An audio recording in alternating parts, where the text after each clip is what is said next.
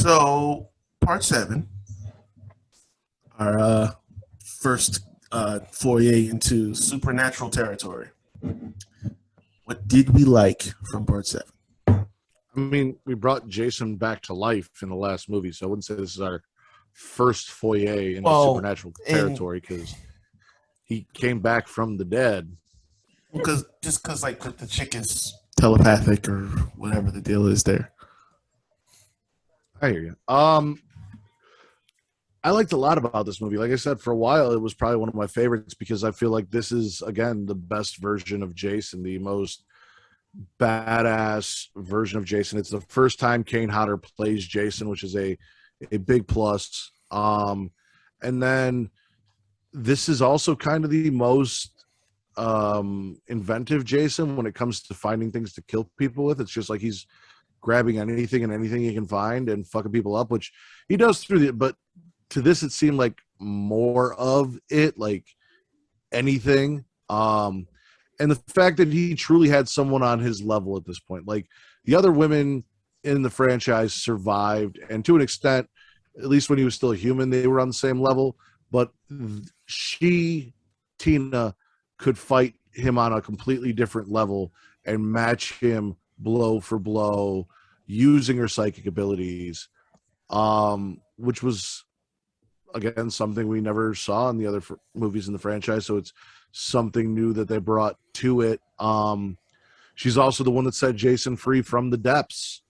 And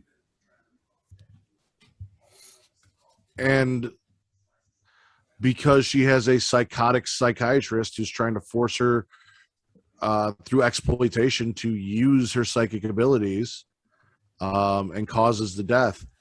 And again, you've got another cast of kids where like she's up there and she's supposed to be dealing with her shit, and she meets some people, and there's a nice boy who comes and talks to her, and she wants to go make friends, but she's really awkward and scared and weird because she's, got psychic powers and thinks she killed her father, and her mom might be fucking her therapist, and there's like a lot going on there. So Melissa was a complete and total bitch. You need a bitch every now and then in these films. Still hated her. Yeah. Katie. Oh, sorry. Katie. Baby. Ha ha. Ha ha ha. You like trucks? What? What does your shirt say? Oh, it says I like true crime and maybe 3 people. Oh. It's very fucking accurate. I didn't have like a Halloween shirt, so it was the next best thing. I liked like this version of Jason. I mean, this is like my favorite version of Jason, just because he's so fucking intimidating looking now. Before he was like, but I think I was telling you guys, I was like, he's fucking massive. He's so fucking scary. If I saw that motherfucker coming at me, running or just throw something at me and kill me. I don't even care. I like the telekinetic ability she has. I think it was an interesting twist that I wasn't really expecting. And the fact that she did free Jason, and that she's having like visions of people dying. Mm-hmm. I did like that. I mean, finding her mom, that kind of fucking sucked, but because fuck her therapist, but we're not on dislikes yet. But yeah, I kind of just like the whole movie overall. There was only like a few things I didn't really like, I guess. So, I'm in the same boat. Like this is probably my favorite version of Jason, just because it's like at this point he's just a machine. Like there's not a thing you can do at this point. He's just gonna run through everybody. Also, this was, I believe, where we had the sleeping bag kill, the original one. So that was I really liked that one. And the final scene where she's just like having a telekinetic fight with him towards the end, and she literally squeezes the mask on his head to the point that it just pops off, and you see the full-on zombie face of Jason. And then ultimately he winds up. Well, no, that's gonna go on my dislikes. Definitely go on my dislikes, but we'll get to that. But yeah, this not a lot that I didn't like about this. This was good. I mean, some of the effects with the supernatural stuff was a little cheesy. So there's that. Like, also, when they're in the basement and she's spraying him with gasoline and she's getting gasoline all over herself and continue, like, just kind of notices it right at the end before she takes the sweater off. But, like, it's also all over your pants and shoes and shit before you try and set them on fire. Like, I also, so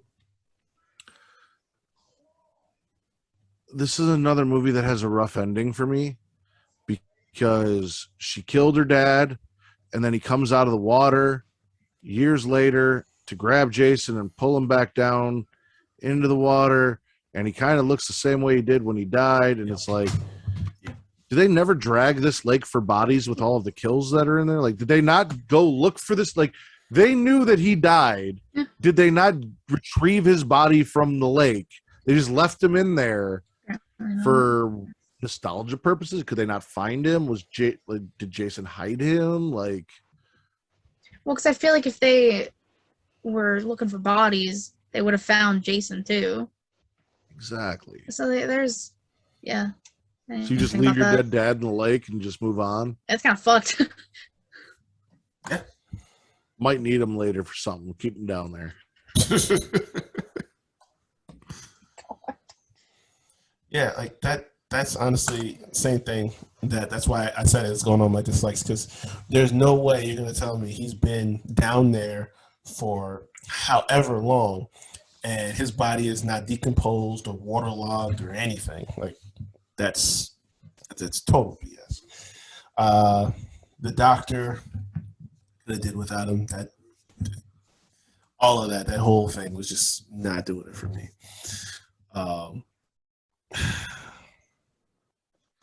The doctor was the catalyst for her learning how to use her powers. Without this guy being a dickhead and pushing her and pissing her off, she may never have figured out how to use her powers, and then she would have just died like everyone else. Yeah. But he was just such an asshole. Yeah, I mean, I get it. Necessary evil, Yeah, but I evil get it, nonetheless. He also sacrificed her mom Yeah. because he's Yeah. a little pussy. Like, Yeah. It's kind of screwed up. I mean, he got his in the end anyways, but just take it like a fucking man. Yeah. Like that goes hand in hand with him, but yeah. I feel like in a time of gender equality, it doesn't matter if you're a man or a woman. If it's your life or mine, I may trip you and take off. Like, that's survival 101. I'm sorry, Katie. If you're faster than me and I'm lagging behind and I can stop you so he takes you and I might get away, I might leave you behind. I'm not sacrificing myself for anybody except for my daughter. I will take the death for my daughter. This was not his daughter. He may or may not have been fucking this woman, but I'm sure he may or may not have been fucking plenty of his patients' or mothers or whatever. So, like, expendable. Still some shit, but it's fine. As your temporarily suspended advocate, I would not trip you up and sacrifice you. Are you saying you would die for Katie? I'm not saying I would do that. I'm just saying I wouldn't use her as a human shield or put her in the way. 100%, both of you. I'm saying I would take the potential risks that might come with that, as opposed to, putting her in harm's way. I wouldn't. Might come from that. There is a fucking zombie. Well, I'm fast, so we're not talking about 2009, Jason. So I might be okay. Jesus. I was going to say, I've heard a black guy in a Friday the 13th movie talk about how fast he was, too. Didn't turn out well for him. Yeah, we're gonna get there. Can't get a handle on me. Oh my god. Yeah, so about that. I got some stuff for that too. We got it with this before we go to my least favorite. It's your least favorite? Yeah. Jason Takes Manhattan is your least favorite movie. You have some very bold choices here. It is. Yeah, let's go to your least favorite movie. Yeah. So the name that doesn't even make sense to an extent. What you guys like from Jason Takes Manhattan? One of the most iconic kill scenes of all time, the uppercut of the head into the trash can off of the building.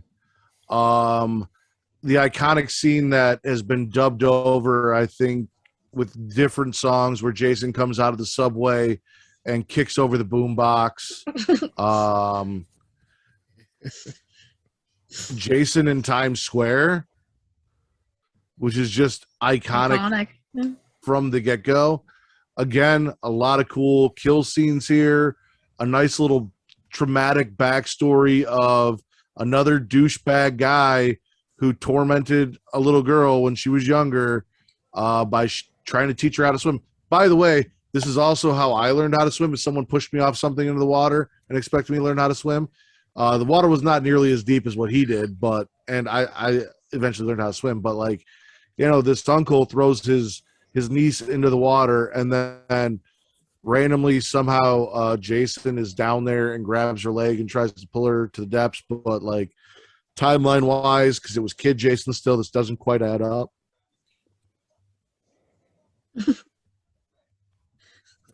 To be clear, because continuity is important, and they fuck the continuity up here.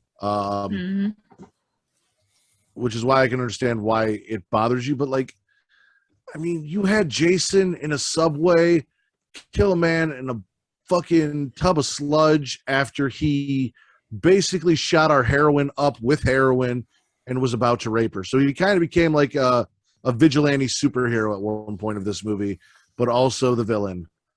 Because he saved her from possible rape and didn't kill her while she was all doped up, but also then still continued to stalk and try and kill her. Also, Jason's still at the bottom of the lake in the beginning of this movie where, you know, her dad pulled him down to, and he's still buried under the same shit. And it's another electric current in the water that revives Jason, wakes him up, and brings him back. Why are you making that face? This is how you revive dead bodies. What are the fucking odds that a boat is going by and it's going to cut something, a wire underwater that's going to lead to a current that electrocutes him back to life? Like, it was the anchor, and anchors do that. I'm just saying there's too much chance in this particular one. Like, if there's. You're talking about a movie with a guy who has been dead repeatedly.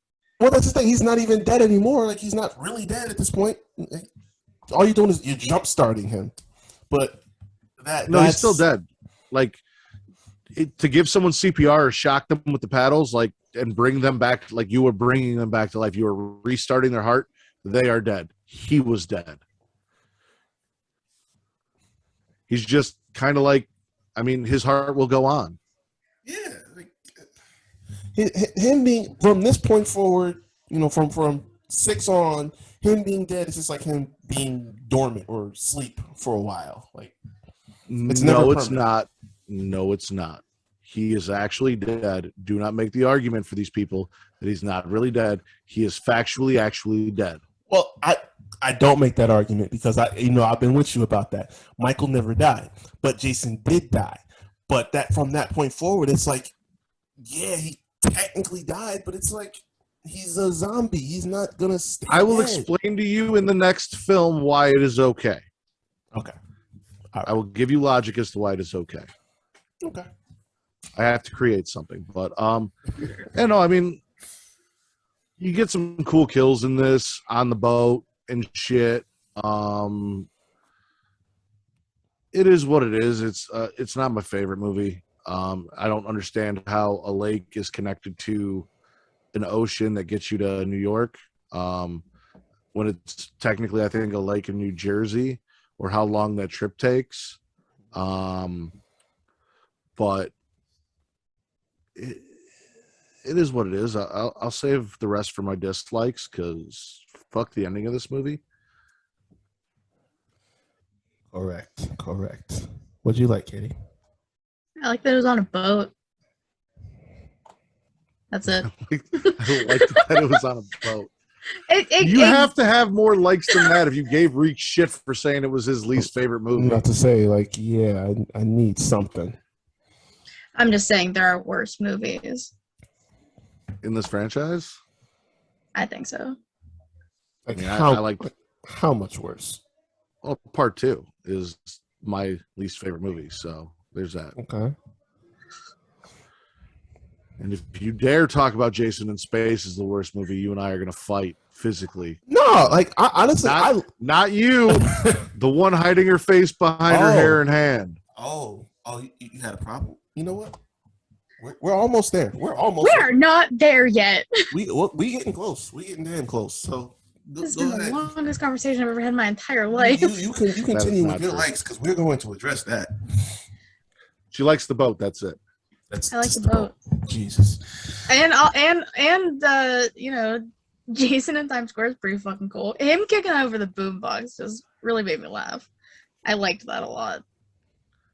That's I about it. can't remember what the fucking song was, but there was a song that I absolutely hated, and they used to fucking gif or meme that fucking scene where that song's playing and he just breaks it, and I'm like, oh, thank God. Yeah. So I like definitely the kills. In particular, obviously the one where he punched the dude's head clean off his shoulders. That's beautiful. Also, where he comes through the window, the little window on the ship. I like that one. I did kind of like once he got to New York, there was a billboard with the mask on. I don't know, like, if they were just being self-aware for a moment, but that was pretty dope. And I did kind of like the scenery of, you know, him that panned around him in Times Square. That's pretty dope. And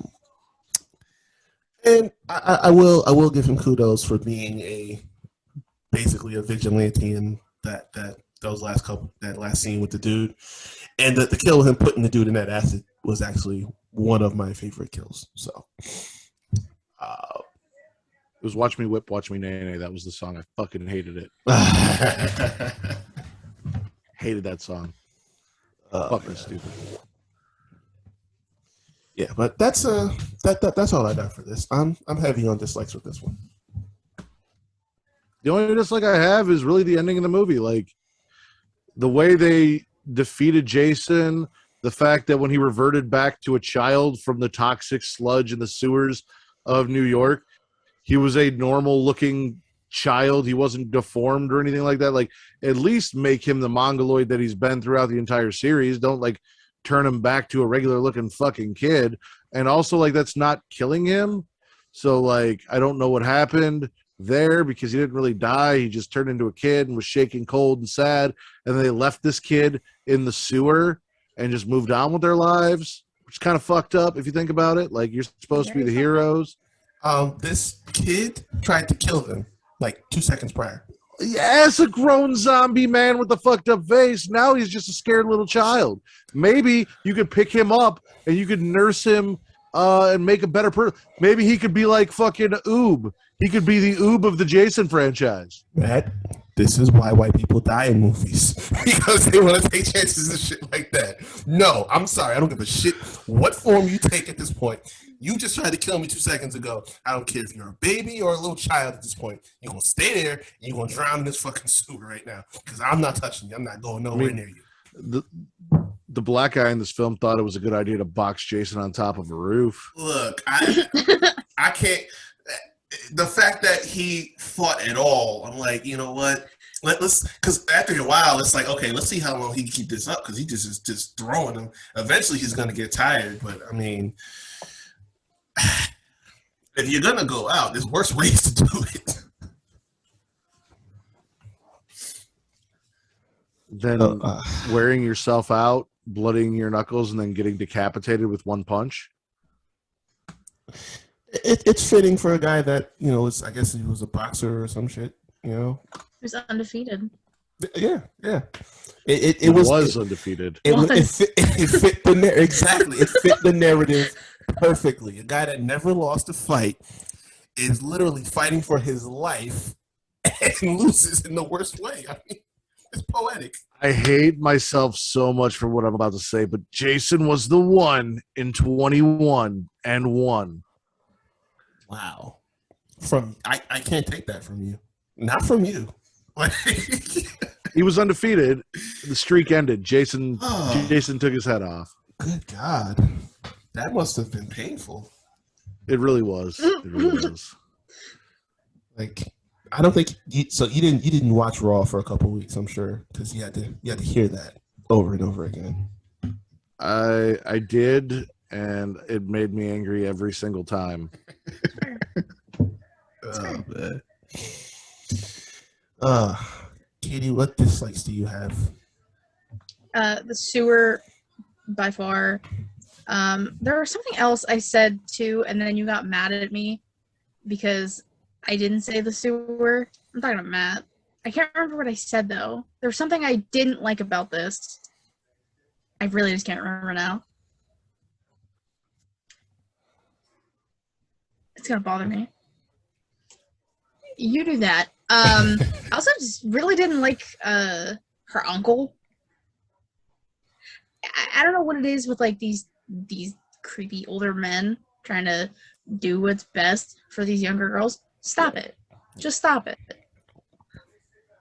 Indeed. Threw his niece into the fucking lake. Swim, bitch. Like, a lake? You do that in a swimming pool, at least?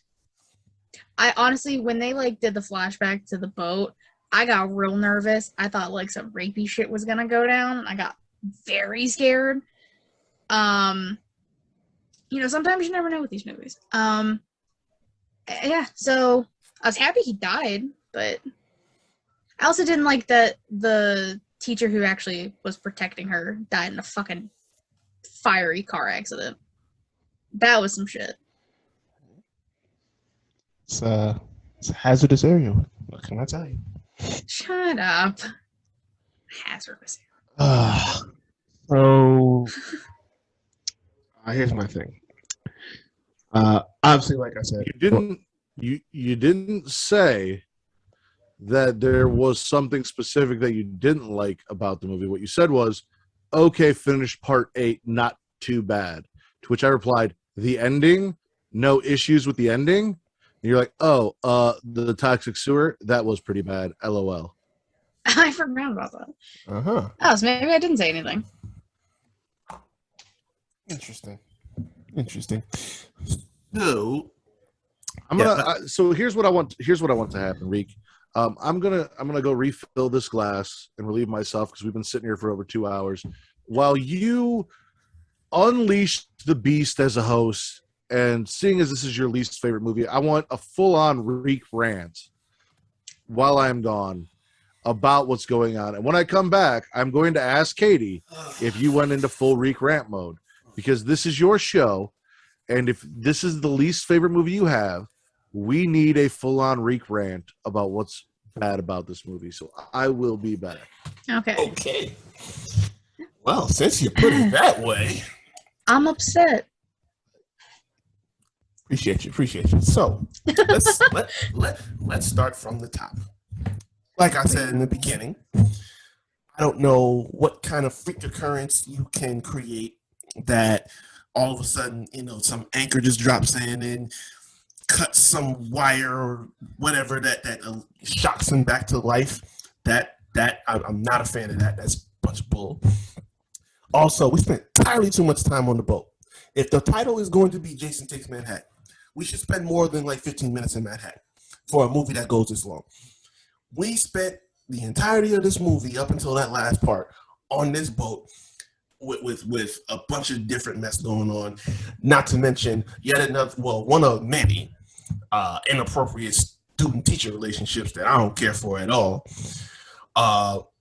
Then how the hell does he get on the boat? Like, this is a random scene of him holding on to some rope that I've never seen Jason pretty much acting like Tarzan. That's some bullshit.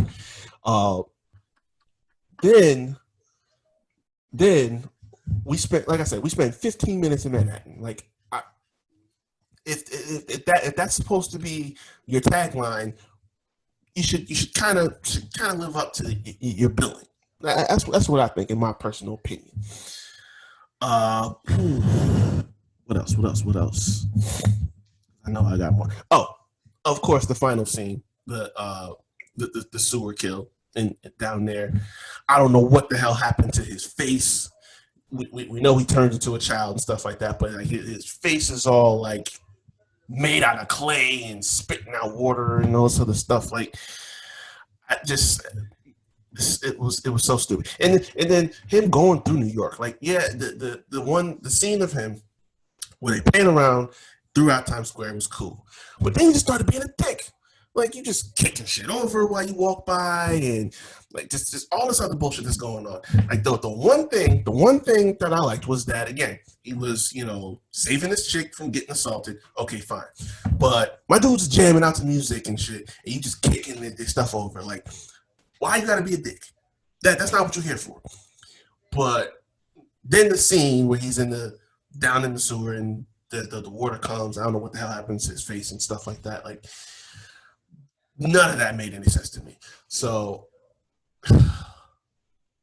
I'm pretty sure that's it. But yeah, there was not much about this that I liked at all.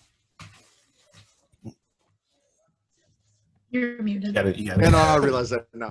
I'm a little disappointed that I sat back down. I heard you say that one of the things you didn't like was the boombox scene. Like, what the fuck's up with that?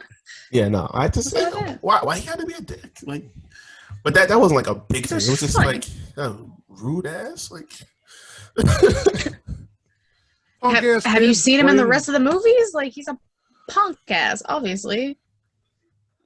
Bunch of punk ass kids playing music loud in his way, being disrespectful, got what they deserved. Then they tried to step up and get tough, and what happened? Yeah, that wasn't smart. I don't know why they did that. But I mean, granted, it's New York.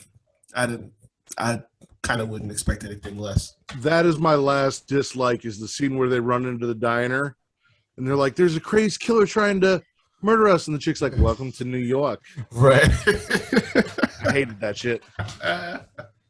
But also, it's Fuck true. out here with that cheesy bullshit. It's true. I'm not from New York, so I guess, like, did you live in New York for a little bit, Reek? I mean, I was born there. So you were born there.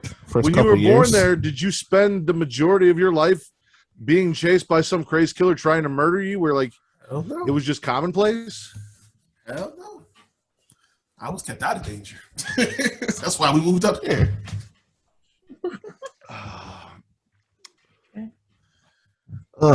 But yeah, that's my rant for you.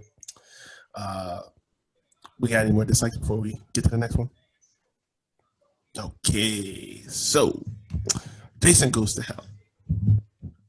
Supposed to be the final Friday, which wasn't. What did we like from this? Well, technically it was the final Friday because outside of the remake, none of the other movies had Friday in the name. Sure. All right.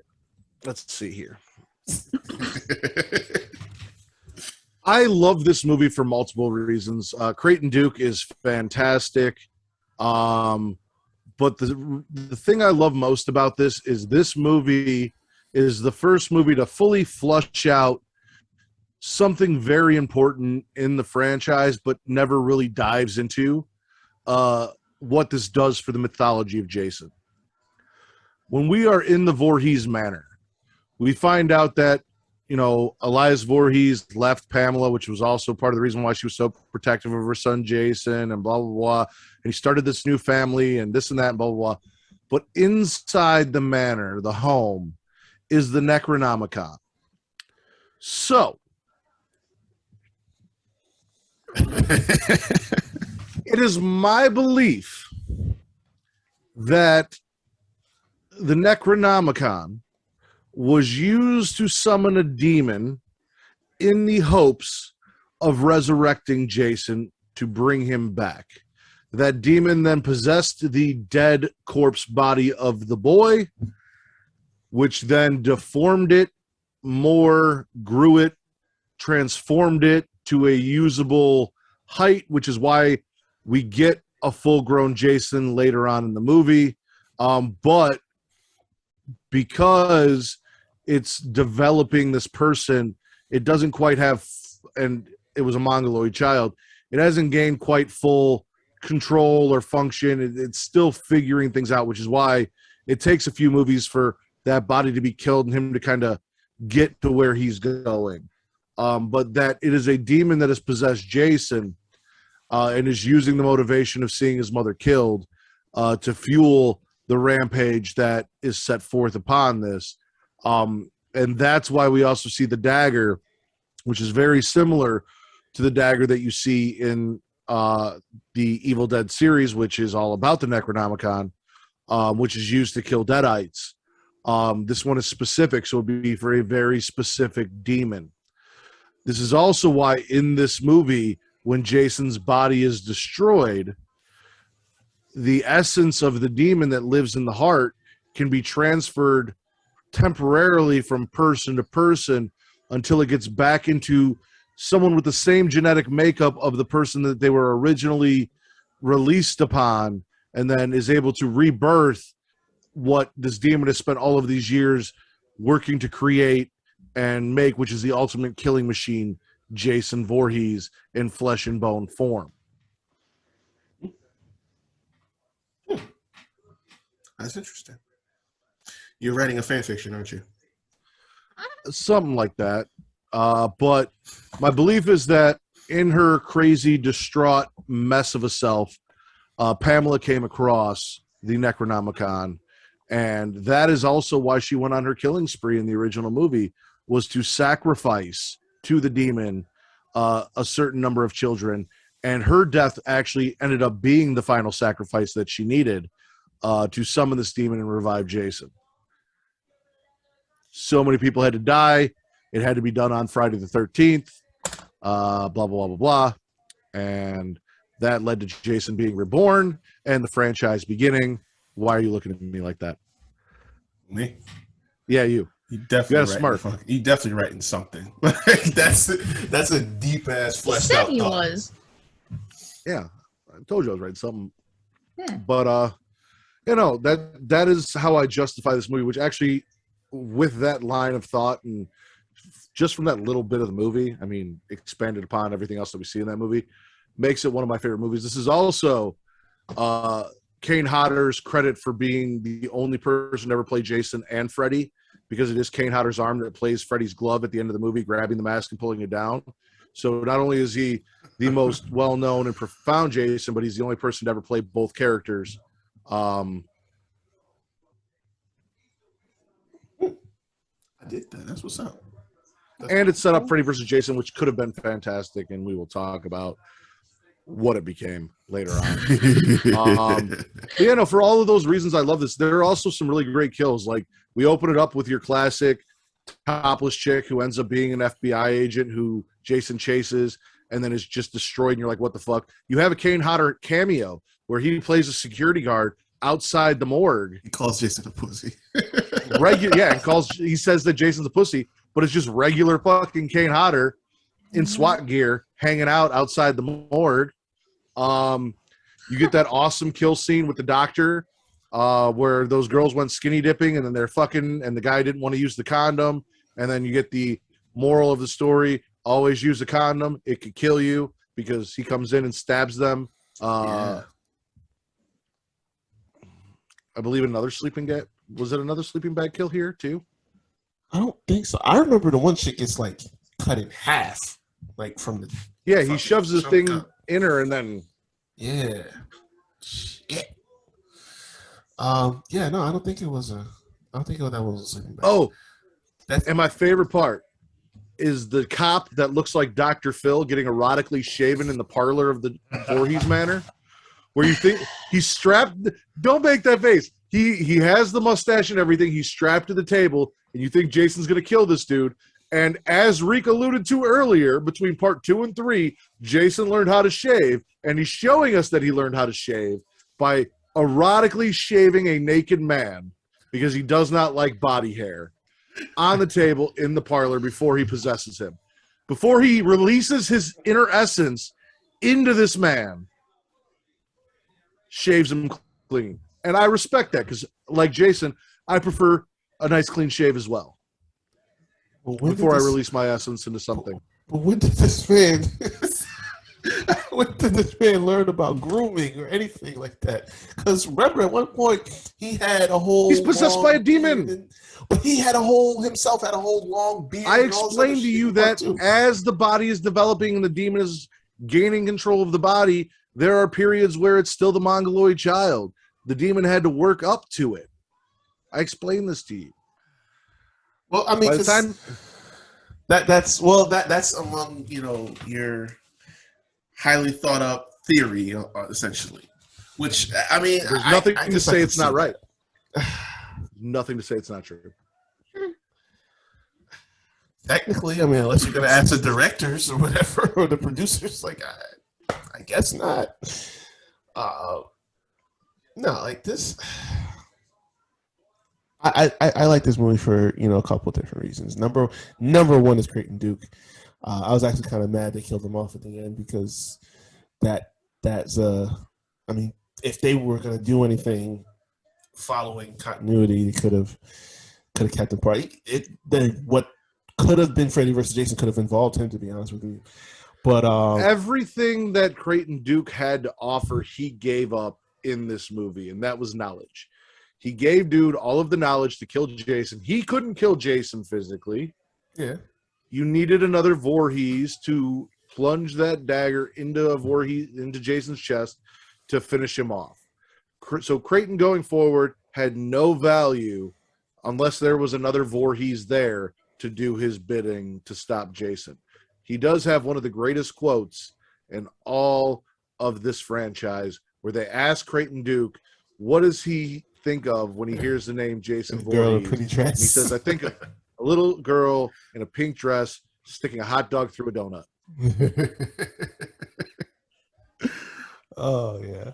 Yeah, no, that's no, but I kind of felt like he had like that Loomis effect, the Loomis to Michael almost. But again, like you said, that's more so about the knowledge and knowing what you're dealing with and how to kill it, or at least an idea. No, I mean it's. I like that they kind of got into the family lineage a little bit more. He has a sister and family ties that influence a lot of it. The one kill with the chick in the diner, the big annoying one that she got popped right in the mouth. That was good and funny. You do like fun. Look at you. Of course. We went from I don't like them killing a cripple and him falling downstairs to I really enjoyed him punching that chick in the mouth. Because she was talking too fucking much the whole movie. She was annoying as hell. Yeah, the whole thing too about the guy that was initially dating Jason's sister, and it turns out like the baby is his and everything like that, and what else too? The initial scene where he got blown up, I like. The first time I saw it, it kind of threw me off because I'm like, what the hell? How are we going to continue from this point forward? Because it's like one of the greatest things I've ever seen. You just exploded Jason Voorhees, but at the same time, I'm like, how the hell do we move forward from this point? The Kane Hodder cameo was, I loved it. I think it was pretty funny. Yeah, I mean, that's getting into dislikes, but I wasn't really a fan of the whole passing around the fucking demon thing. But I mean, that's where we're at. But no, I did like it for the most part. A lot of people don't like it. I don't know why, but it works for me. So your dislike is the entire premise of the movie. Because it's basically like we're just playing tag with Jason. Like I'm not a fan of. Like, okay, I'm gonna spit this little baby demonoid thing into your fucking mouth, and now you're gonna be a killer. So here's where I counter you, and then we'll let Katie talk about her likes. This is very much similar to Michael Myers, where Michael Myers is not a person. He is evil incarnate. He is an entity. He is more than just the physical form of Michael Myers, which we get later in that franchise. Jason is not Jason. That is just the meat suit that the evil entity that we know and call Jason Voorhees possesses. So yeah, it can be passed from person to person, just like the mark of the thorn and the evil that is Michael Myers can be passed from person to person. Yeah. This is the conversation that we had in the Halloween one, where it was like we got to 6, and I'm like, okay, I didn't need the explanation and all this backstory, and you giving me why this is happening. It's like I'm good with suspense. I just am. Like that always works for me. Like if you get rid of that, you lose blowing Jason up in the beginning of the movie because, like, what are we gonna do? He's in the morgue and he just like his body parts slowly crawl back together and he reforms for some weird reason and stands up and then goes back out killing people. Yeah. You don't get the suspense. You don't get the suspense of the cop boyfriend being possessed or them thinking he was possessed. You don't get her boyfriend, the evil newscaster, being possessed and him getting to like shoot her new boyfriend / fiance who's murdering people and who's actually a dickhead. And you also don't get the amazing scene of Jason crawling inside his sister to reform himself, crawling inside her dead vagina to emerge back as Jason, because where is she? Oh shit, she's down here with him. Reverse birth of Jason Voorhees. Yeah. Shit like that. I'm just, I get I guess it works. I guess, but that the other thing too is like this whole thing starts because the doctor is like transfixed or something like that by the heart. The heart just starts beating. Essence. So he just gets so hypnotized by it that he just eats it. Like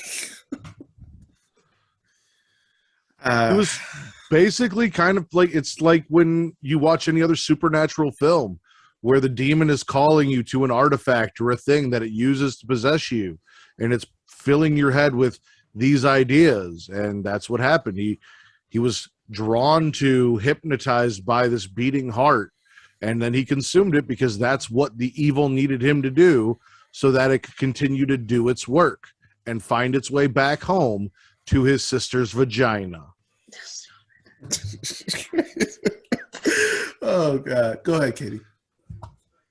Oh, do I finally get to talk now? I was just letting y'all powwow. That was very entertaining. Creighton Duke, obviously, best thing about this movie. I liked the character of Steven, which is the like boyfriend, the baby daddy, and his relationship with the one cop. Their relationship was fun for me, like nice little comedic relief with the two of them. I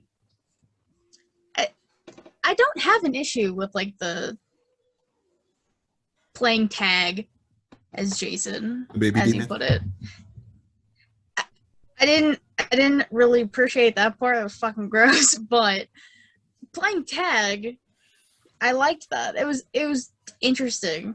Because we haven't seen that really What? You look Nothing. like you were gonna say something.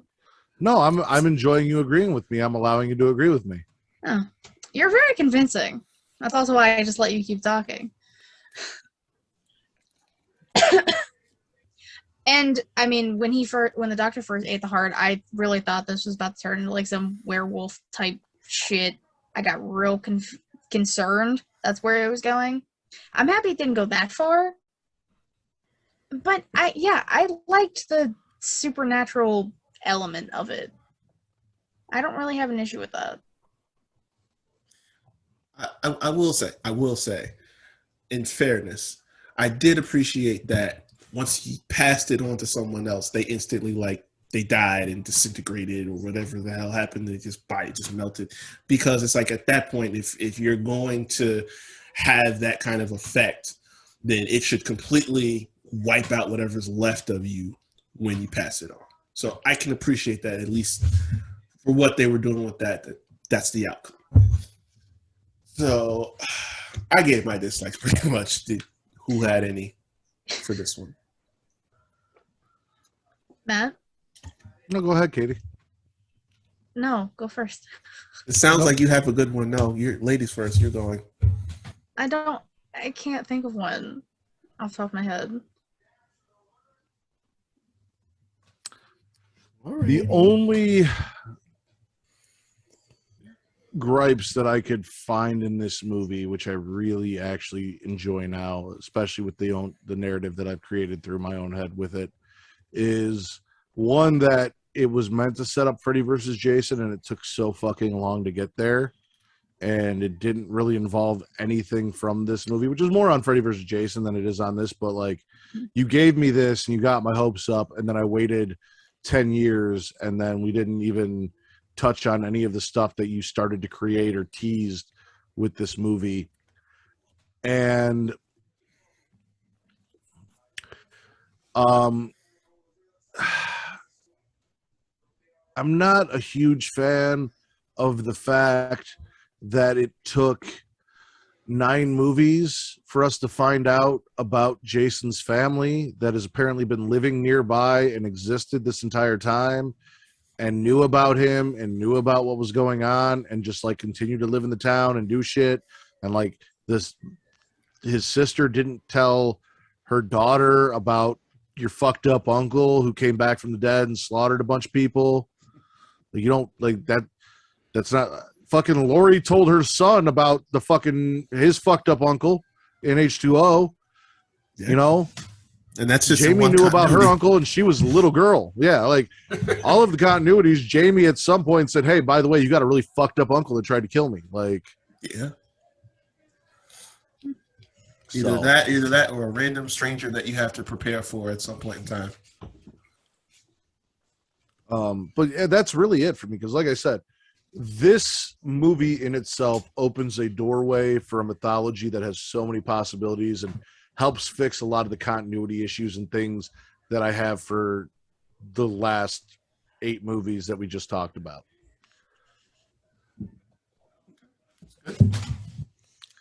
And Dr. Phil got shaved on a... Oh, God. Stop.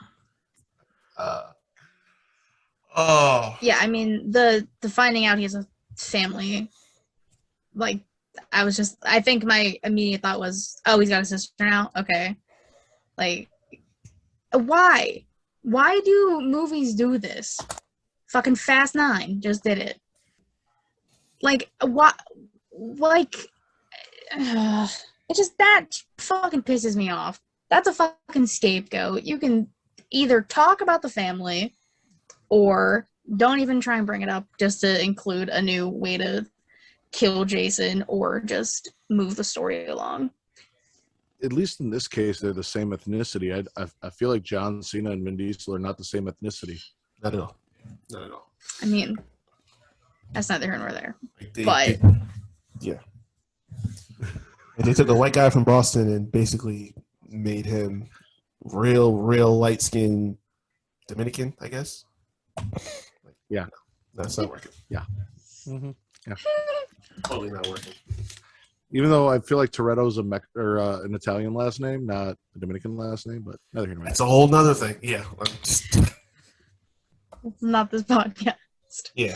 Future one. We'll get there. That's the main issue I have with this movie is the fact that he's a family all of a sudden, and we're just learning about it now. 9 down, 3 to go. I feel like you're gonna need to split this into 2 parts. Yeah. I should have thought that one through. But I mean, this is the one I need to hear from Katie about because Jason goes to space now. So I like this movie a lot. What did you guys like about Jason X? So you do like fun because this movie was fun. Okay. This is all this movie was just like, so basically they wanted to make Freddy versus Jason and it was in development hell and they couldn't make it. So they're like, all right, in the meantime, let's make another movie. And what can we do? Because we sent Jason to hell. We've done all of these things. There's really nothing left to do. So let's put him in fucking space. And if we're going to put him in space, let's have some fucking fun with it.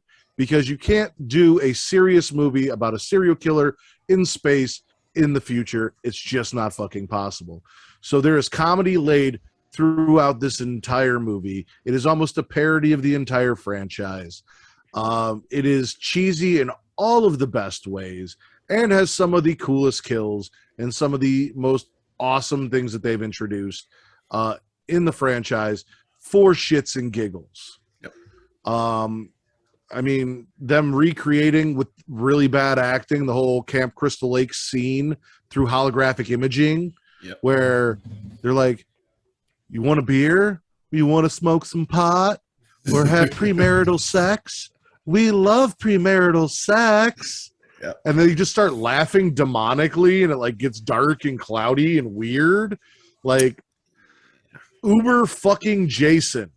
Like, they rebuilt him as a indestructible metal cyborg in the future.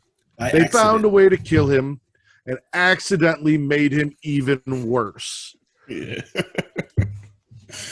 There's a badass female robot I did like with her. fake nipples that fall off because apparently magnetism in space sucks. Yeah. And it has one of my favorite kills, the cryo freeze face smash. Fucking love that kill. My number one. It's my number one. And it was a tough decision, but that's my number one. And also one of my favorite lines where the captain of the ship is like, it's okay, guys. He just wanted his machete back. Yeah. Yeah, totally. Yeah, that's it. That's it. I honestly, I was really hoping that he got the machete up his ass after that because it's like, you're really stupid. So I feel like that would have been appropriate for you. Greed is a motherfucker, man. Yeah. Yep. That's why, like, one of my favorite scenes in there was when he calls the dude up to try like figure out how much they would both be worth, and he's just like, "Yo, what about your students, bro? Like they're all there with you. You're not gonna." He's like, "Oh, they're students. It's an educational experience. That'll be enough for them." It's like, "Oh, you son of a bitch." Oh man, you're terrible, bro.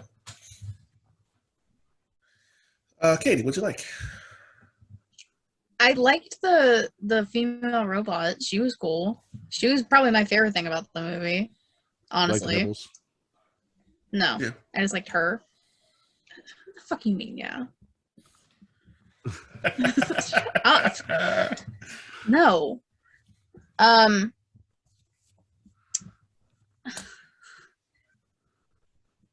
We're not on dislike, so I'll wait. But I can't wait. I mean, I feel like when I explain it, I mean, well, no, you two, you're gonna be mad at me regardless. It doesn't matter what I say. Yeah, it's the only thing I can really. The kills were good. I'll give you that. The kills in this movie were really good. But that's my piece. Okay. All right. I can't wait for this shit. So, the initial scene right off the bat, from when he's tied up, all chained up on the thing, and he just wrecks that entire. I don't know if they were military guys or whatever. Wrecks the shit out of them. That was beautiful. Uh, the whole like cryo freeze scene, stuff like that. I don't know why she stood so close and thought that that was a good idea. Got caught. But yeah, that's pretty dope. The video game scene where they're like playing a virtual game. It's like, oh yeah, it's like I just saved your ass, and then all of a sudden here comes Jason in the middle of the game killing a fake whatever that was that they were shooting at, and they keep thinking that he's a part of the game. And it's like, no. And the kid gets his like back broken or whatever it is that he does to him. And the team that they had on board that was like, I don't know, I guess was their version of the military group on the ship. The dude gets put on that thing and literally spirals down because he was literally screwed. All the kills in this were great. Like I said, my number one favorite is definitely the cryo space smash. Like, how do you top that? You don't. You just don't. Uber Jason is a legit badass. I needed more screen time for that. I really did. Like, I understand like it was the crescendo, but that was the and what was the guy's name? Was it like Briggs or something? The black dude. He was a badass in this movie too. Like, very few people can say that they literally hurled Jason from space onto the earth, coming down into the atmosphere on flames. But he is one of those people. And he took 2 shots in the ribs with blades and still survived. Like, it's kind of hard to one up shit like that. But yeah, no, this was that movie for me. Also the scene where they recreated Camp Crystal Lake with the 2 chicks. That was another sleeping bag kill, which was even funnier. That was just a repeated sleeping bag kill. That was funny. Because it was 2 of them getting swung this time. So that was even better. So yeah, like this was all of this. Loved it from start to finish. And now we're going to start with Katie on dislikes because I need some clarity on what your gripe is with this film. Ew. Before I do that, just the image of, I don't like Uber Jason. I like the image of him. Like, the silhouette of Uber Jason is fucking awesome. I just didn't like Uber Jason. And I feel like the main thing I have about this movie is that it's like, if it wasn't attached to the Friday the 13th name, it'd be fine. But it was more of a comedy, like a sci-fi comedy than a horror movie. And that's the thing I didn't like about it. Like, I told you, I was laughing the majority of the movie. I just didn't, I feel like by itself, it'd be fine. Like, Halloween 3, by itself is fine. But putting the Halloween name on it, like, same thing with this, like, putting Jason on it, it just took me out. I don't know. I feel like that's a good reasoning, but you two are gonna shit on it anyway, so go ahead. I'm a tag Matt for this one because I am going to default to something that I said earlier in the night while arguing with your other co-host. I am not going to criticize Katie for the things that she does not like or she does like. I understand that it may not be for her. I don't agree with her, but I understand it. And I am not going to tell her that she has to agree with me and she has to enjoy something that she didn't enjoy. Okay, fair enough. I'll give you that. I'll give you that. Thanks, Matt. I just like to give him credit for trying something new. I don't know how he didn't like Uber Jason, but I'll let that be. I'll let that be. Also, because we're running real long.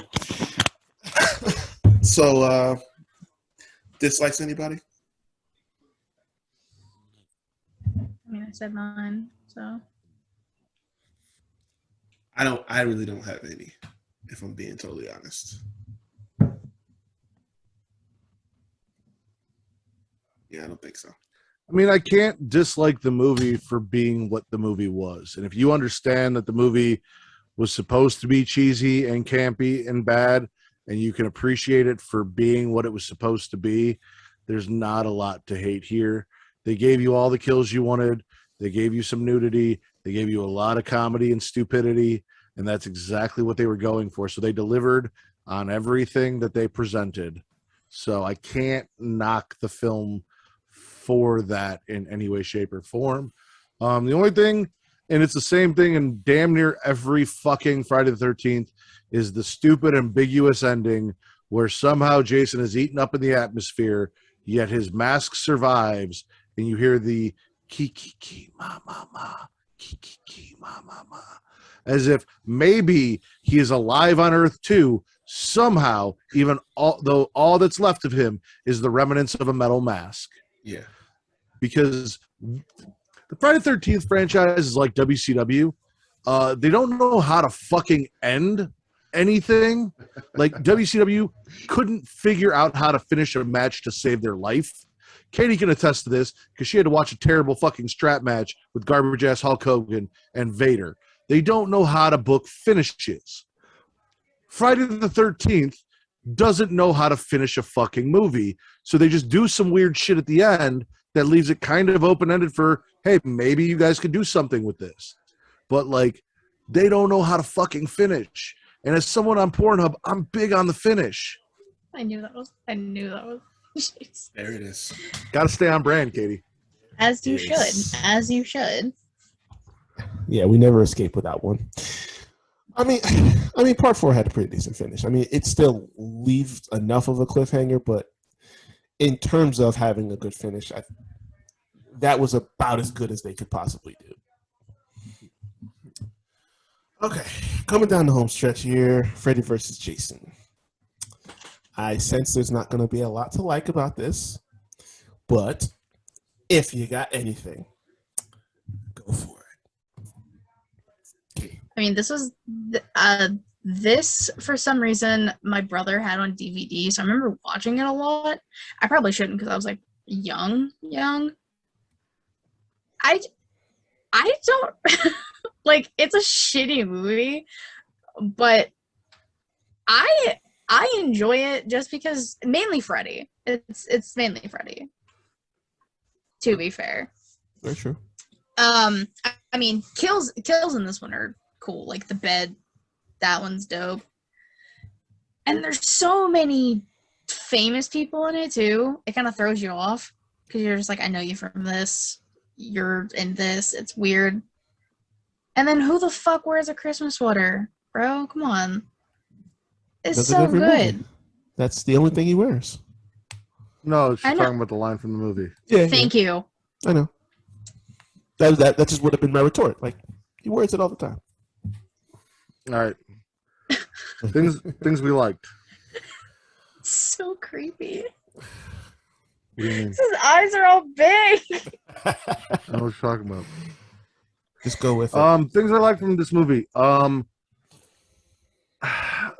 It tells, outside of the continuity of the film, it tells a good story. If you take away basically the majority of everything you know about Jason or Freddy outside of like the very basic aspects of Jason drowned and Freddy was burned. Outside of that, and I mean, Freddy stayed true to himself because it's still Robert Englund, so you're going to get that. But it's got a really, like she said, it's got a really cool cast. We learned that Kelly Rowland is definitely not a survivor, so that song was bullshit. To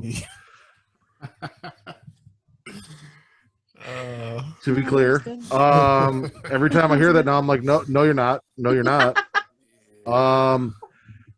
they had a Matt Riddle character, and he died an awesome death. He was possessed by Freddy and then cut in half, and that made me super happy. Though, mind you, I do enjoy Jay, and he was a ripoff of Jay from Jay and Silent Bob, but I do not enjoy Matt Riddle because they're two different kind of stoners. But Freeberg died. The kills were great.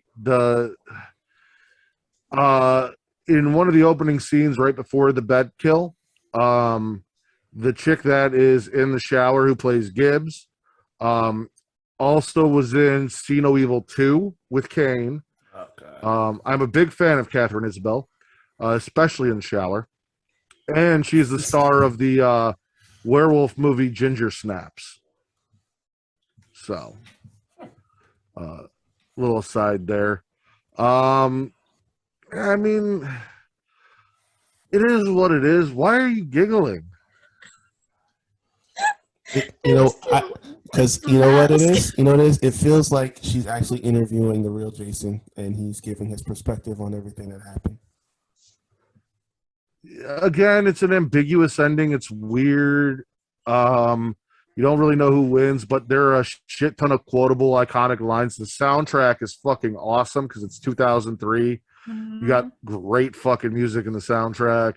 Yes. When Freddy's finally pulled into the real world and he shows up and the cabin's on fire and he's face to face with Jason in the real world, that whole fight scene, that whole thing is cool as shit in that cabin.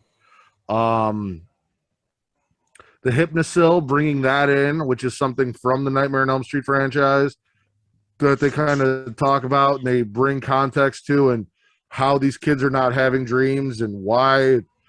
Really bringing context to that was great. I enjoyed that. Yeah, I mean, there's some good here. It's not all good. There's a lot of bad. We'll talk about that, but there's some good here. Yeah. Oh God. So I did like the opening. I think by this time, I think Betsy Palmer had already passed away, so they couldn't get her. That would have been even better.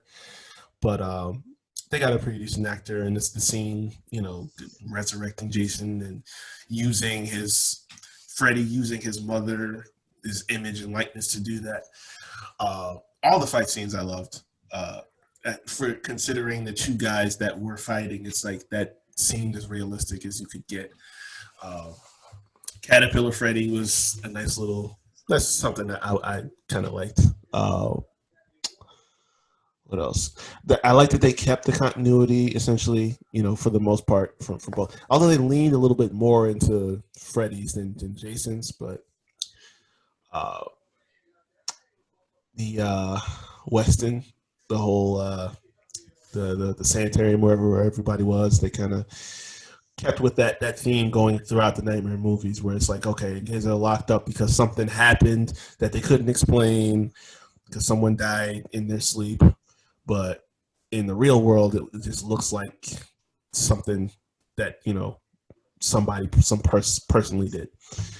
And then the whole thing with Laurie's dad, basically, it looked like he killed her mother, and that's the story that everybody was going with, and up until the point where she actually realizes that it just appeared to be him, but in reality, it was Freddy. Like that. There's a nice little touch on it, but I mean, really kind of it. I mean, it's a movie I've watched a bunch of times, but I never actually really enjoy it. It's just I like getting to the end, because like I said, the fight scenes are dope, and that's really what kind of does it for me. But outside of that, it's like not a lot to get into for it. But I really want to hear Matt's dislikes. I know he's got a lot, probably. I mean, there's plenty there. So I mean, there's really not. There's only one big dislike. The entire premise of the movie, that they made Jason afraid of water, when throughout the entire series he is in water constantly. Well, I think they decided. I think they kind of just piggybacked off of the end of Jason Takes Manhattan. I feel like that's kind of... That wasn't water. That was weird sewage shit. Anyway, that is my biggest issue. Is you took Jason and you took a mythology that was there and created, where throughout the entire franchise he's in fucking water. He's in water on the boat to go to Manhattan. He's in the lake and resurrected in like 3 of the fucking movies. He's in the rain. He does all of these things. And then the idea is, oh, well, he drowned one time, so he's kind of scared of water. And he's going to stop fighting people if there's water around him. Pissed me the fuck off. That, and the fact that they decided to recast Jason and not use Kane Hodder was a little disappointing, because they wanted someone that, as Katie said, Kane Hodder's a big guy, but he's not really a tall guy. They wanted someone who's looks really, really tall compared to Freddy. So they recast it, and everyone says it was somebody else's idea to recast and not use Kane Hodder, but the fact is they didn't fucking use him. He was a big part of the franchise. That was really who people wanted to see Freddy fight, was Kane Hodder as Jason. And we didn't get that. The guy that they replaced him with didn't do a terrible job, but wasn't exactly what we were looking for. And like I said, they pulled this whole water thing out of their ass, which is just fucking weird. Also, Jason, when they put him to sleep and he's drowning in his dream, he coughs up real water in real life. And I get, like, you can grab Freddy and bring him out of the dreams, but I don't know how sleeping Jason is still coughing water up. Yeah, I don't know. Kia, I've got asthma. What the fuck?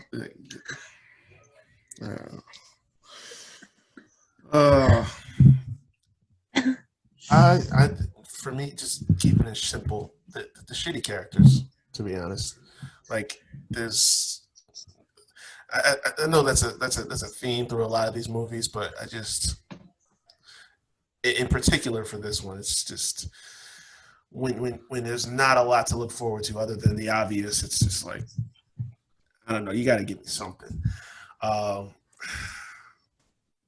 That, like you said, with the dream stuff, that didn't make any sense. And then it's like they were talking about, water and fire as if they were going to use it in some kind of way to kill them both, which that never happened. It was just like, okay, let's just pull him out of the dream world into the real world and have them fight. So, I'm just, I don't know, man. And of course, we don't get clarity on who wins either, because a clearly beheaded Freddy still somehow winks at you at the very end, which I guess was kind of just I figured it was just like a little like nod or whatever, but I was gonna say he's been pulled into the real world and hasn't been killed before, so like, I guess technically, but it's just that there's always that what if, whatever. But that reminds me, at the end of the movie, with that scene that you're talking about, Jason is walking through a fucking lake to get to that house. Yeah. He was completely submerged. The whole premise of your fucking movie was he's scared of fucking water, and then at the end of the movie he's going through water. Yeah. Yeah, fist clench. He went directly into the water, which one of his eyes was open, because they stood over him and they gave him his machete back. One of his eyes is open after Freddy literally got on top of him and put 2 of his finger knives directly into his eye sockets. That's something that gets on my nerves. It's a pet peeve of mine. We talked about this before, because Michael Myers had his eyes shot out in part 2, and in part 5, a very clearly functioning eyeball could shed a tear. I have an issue with that. But yeah, he also had his eye poked out in the first movie too. Also, yes. A lot of there's not a lot to take from this movie. Katie, what you got? dislikes? I mean, the Jason being afraid of water when he spends almost every movie in some aspect in some water. That was fucking dumb. The dream stuff was kind of hit or miss. I mean, I think Matt explained it really well. Jason's asleep but like coughing up water. It's like stuff like that. I don't know. I think it's because I watched it so much, I kind of just grew to like it. It's not like my favorite movie ever. It's just a good, I want to laugh. I don't get like anything out of that. I'll laugh You're at it. saying so. You're saying if we get you to watch Jason X a bunch more, Maybe. Huh. Maybe. We'll see. Maybe you should. Well, maybe you should. Just maybe. Well, no, I have other movies apparently I have to watch, so Yes, it's gonna yes, be you on do. back burner for a while. Yes, you do. Yes, you do. You still haven't seen all the Halloweens yet, have you? That's well, no, after. because you made her put that on hold so she could Oh. watch Star Wars. Because the plan was to do Halloween and finish it after Friday the 13th, which she'd probably be done by now if you didn't tell her she couldn't watch anything until she watched fucking Star Wars. Yes. Yes. It's my I'm out first here love. getting bullied. It's my first love. I don't know what to tell you guys. Okay. Last but not least, the reboot, which I was a huge fan of. So, what did we like from 2009's Friday the 13th? Katie. I can't even look at him. It's so creepy. He's put on like Again? 5 so far. Huh? He's put on like 5 so far. I know, but it's because his eyes, I think, just get bigger, and it kind of freaks me out because he does shit like that. It's creepy. Again, I like knowing like the majority of the actors in it. That's always a cool thing. I don't know if I like or dislike him running. I just think it's cheating, in all honesty. Like, this motherfucker, no, you don't get to run too. That's not fair. That's just a personal thing. Because every other movie he's walking.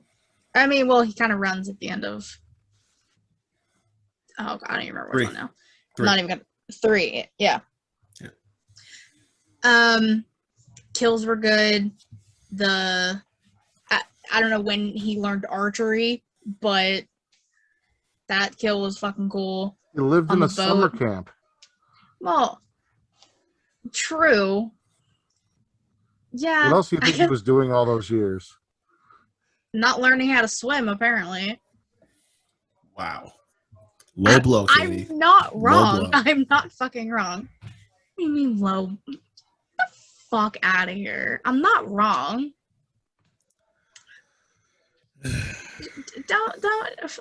Don't shake your head at me. Stop it. Yeah, I mean, for being a reboot, it was really good. Like, I think I saw parts of this, not realizing, like, I was gonna be watching all of the movies later down the line. So I didn't have like a lot of issues with this movie, in all honesty.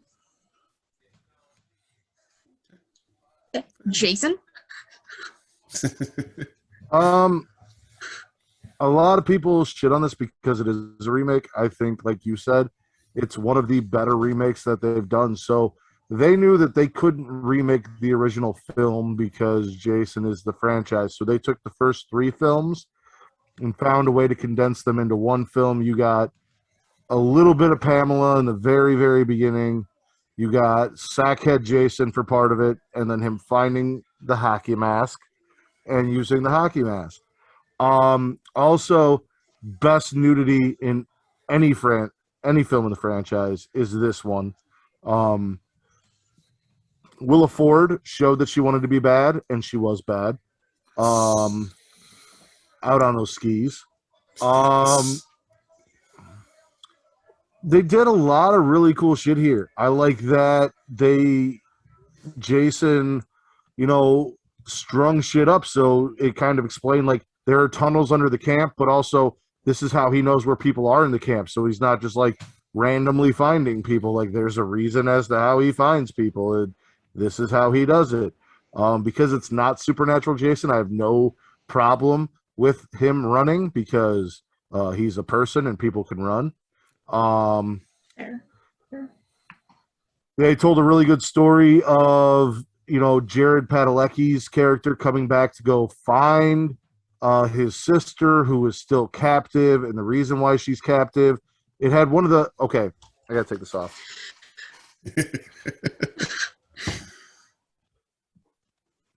Little claustrophobic I don't there? know why. No. I wanted you guys to see my face. I don't know why I love this so much, but like, it's like the longest opening sequence of any movie fucking ever before the credits hit. But also, for whatever reason, when that guy finds out that his friends want to fuck after the chick oils her titties up and shit, and he's like, dude, you got to fuck off. And he's like, all right. And he goes out and he's listening to fucking Sister Christian and he's just rocking out on his way to the weed field. I love that scene. And every time I hear that song, I think of that scene and I don't know why I love it so much, but I get so excited. I'm like, sister, like, I love it. We're here. Because that's the same thing. Every time I hear that song, that's all I think about now. And I've heard the song before. All I was singing the rest of that day. They just, I don't know, something about that scene. They just did it so good that it's like that's all I think about when I hear it now. Motoring. Anyway, no, I fucking love it, and like there's a lot of really good shit in this. The old, I mean, I like the weed dealer who's fucking the fucking mannequin. Oh my god, that's hilarious. Bree has probably the best breasts in the entire franchise. Yes. And that sex scene was ridiculously long. And also the fact that the douchebag died in such a satisfying way when he's a prick the entire movie, and all you're waiting for the whole movie is for him to get his. Yes. I loved fucking the Wood Wizard. What the fuck's his name? The little Asian dude who drank from his fucking shoe, and like I was kind of sad to see him die. Yeah. I'm trying to think of his fuck. I'm sorry. It's gonna come to me. It's like 2:47 in the morning for me, so it's almost 4 in the morning for them. So you guys have to excuse us with the names coming to us at this point. But no, like he was fantastic, and like he finds the hockey stick and runs into Jason. He's like, "I think this is yours. It completes your ensemble." Like, dude was fucking hilarious the entire time. Like there was comedy, there was fun, there was a great story, there were really cool kill scenes, there was everything you wanted in a Friday the 13th movie, and I don't understand why people hate this so much. Yeah, me either. Like I genuinely don't get it. I love the entire opening sequence right up until Chewy. That's Chewy. There we go. Yeah, I knew it was something with a Y at the end. There's no Y in it. Oh, look. Well, because I knew it was something with an E at the end. Whatever. That sound. They don't call me a wood wizard because I masturbate a lot. Yeah. My favorite part of the movie, outside of him finding the hockey mask scene, which I love how they treated it the way it's supposed to be, like the moment that it was. But outside of that, like nothing to me beats the opening scene. They're at the camp and just quietly he just waits and goes around, gets each one of them. Like the right after the dude finds the weed and everything, they had a beautiful jump scare, and setting her in the sleeping bag right over the fire. Like that's one of the most unique kills I've ever seen, and it was dope. And yeah, I mean, much better acting than most of them, honestly, in my opinion. I love survivalist Jason. Like, it's so different, and that's why I don't have an issue with him running either. It's like, it's more of, okay, he spent all this time here, he's living here, now he's adapted all these different skills. Like, he's an archer, he catches this dude right in his fucking head while he's driving the boat. That's cool as hell. Like, what better way to put a new spin on the character but by making him more dangerous than he already was. It was like, I like that. And he has the tunnels where there's bells and stuff like that he can hear downstairs. Like, it's making him, it's just creating more different aspects of his character, that he's not just some, mindless dude walking around that just kills people. Like, no, he's a smart dude, really. Like, he can get you in a lot of different ways. So, like, I loved all that. And then Trent, that's the boyfriend. Like, I loved him getting his, especially in the extended cut. It's that much better too. Yeah, That motherfucker he's in there with, first off, like two of the worst but like best lines in the movie, where he's like, your tits are stupendous. Yeah, And you have perfect nipple placement. like just but shut also up. he's banging this chick, this hot chick, and then gets done doing that, comes outside, and still has the fucking issue with dude. And he's like, you've been gone for hours, Right. fucking in the woods. And it's like, what the fuck were you just doing? Right. And she didn't say a word. She didn't give two fucks. Like, open it. She must be used to it too, because she. I'm just like, yo, dude, literally just told you that they're in the bedroom. What do you think they're doing? And then she goes banging on the door. There's loud music playing. And he's like, yo, we're busy. Like, you just don't get. I know you're in a situation right now, and you're a little more concerned about safety, but like, it didn't much cross your mind. Like, yo, the fuck are you doing? Like, clearly she's used to. I don't feel like they were together very long, or that they had slept together. I feel like that's why he took her up there, was to try and get a piece. Probably. It makes sense. He was a scumbag. Yeah, because like, you know, when that wasn't happening, it was like you move on to the next thing. So yeah, I would agree with that. But and I also too, like, you know, those two guys, Chewie and whatever the fucking black guy's name was, I don't remember. That I love the little dynamic between the two of them. And him saying that, you know, he can't get a handle on me, but then he fucking tries to run and he gets caught with the axe too. Again, survivalist Jason. He can throw axes with accuracy. Like Lawrence. That's good. There, yeah, Lawrence. Yeah. But yeah, that all of that, loved it.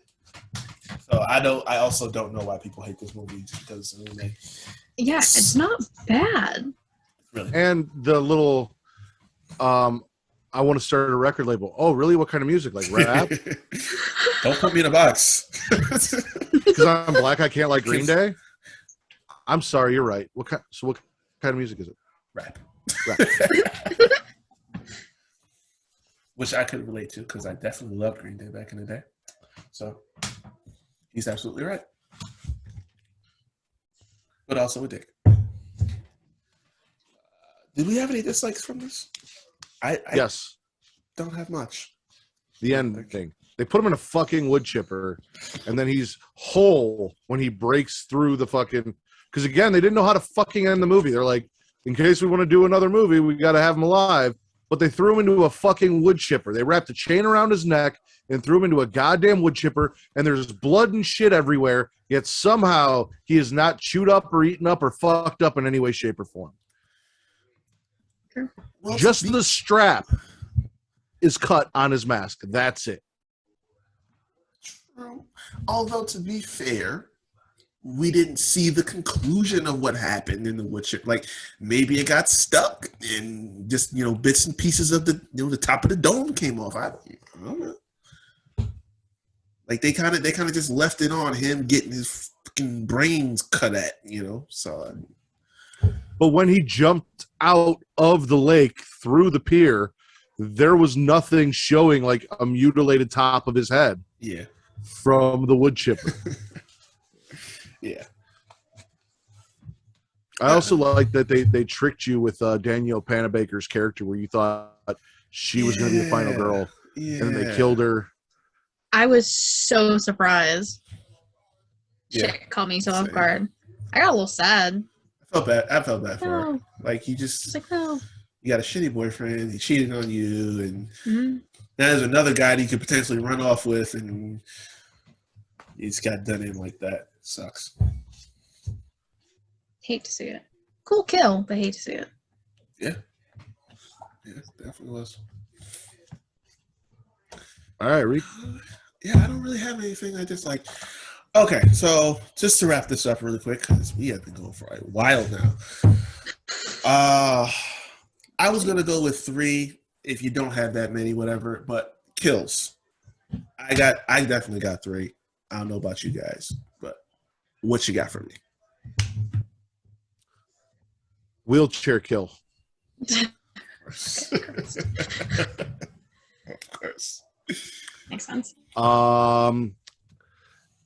As After that, it would probably have to be, like I said, the smashed face in Jason X with the cryo freeze, which was really fucking cool, and I loved that. And then